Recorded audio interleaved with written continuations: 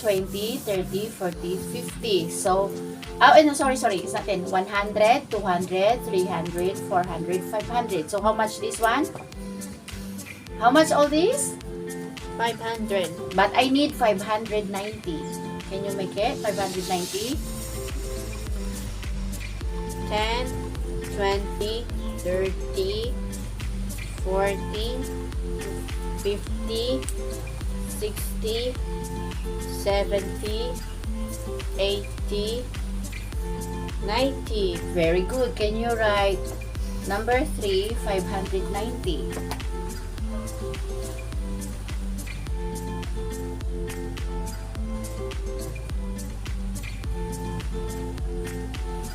Yan. You need to give an instruction clearly to your child if you want him to learn from you. If you want him to learn something, you have to be specific and give the child instruction clearly, so he could understand and he can give you an answer.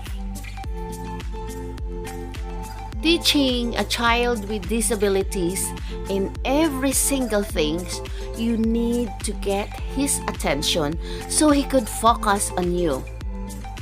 Remember guys, every children with disabilities has lack of focus.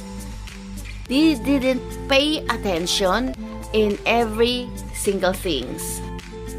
There was a moment that all of a sudden the child will throw a bad tantrum if he is wanted or she is wanted to get something and she couldn't make it. So you have to prepare yourself for that dramatic moment. Number 4, 839. Can you do it? 839. You say louder. How much? That one.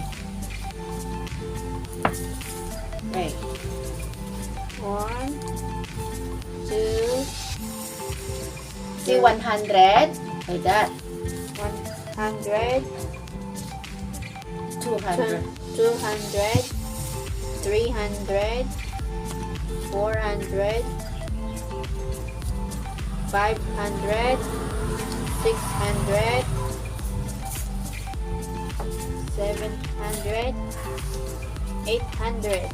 So I need 839. 10, 20, 30,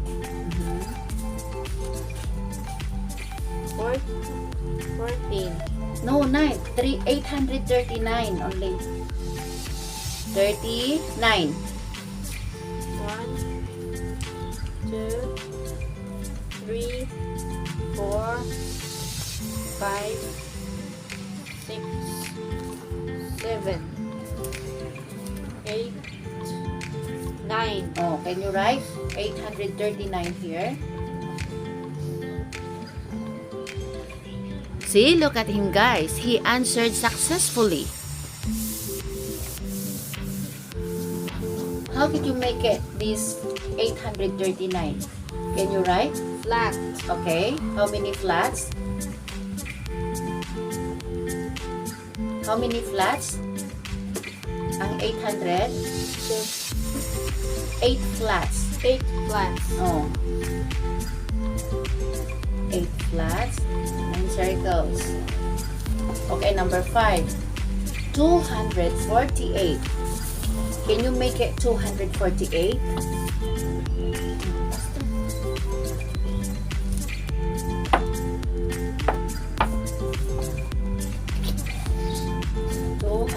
Can you write 240? Can you count it? 248. 100, 200,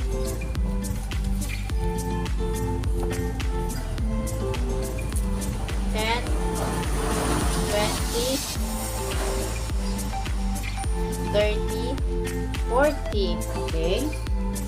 1, 2, 3, 4, 5, 6,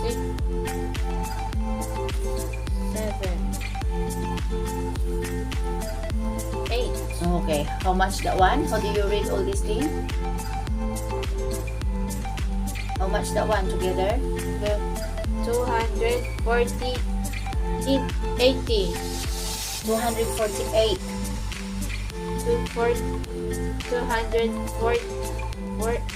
248. So, 2 flats,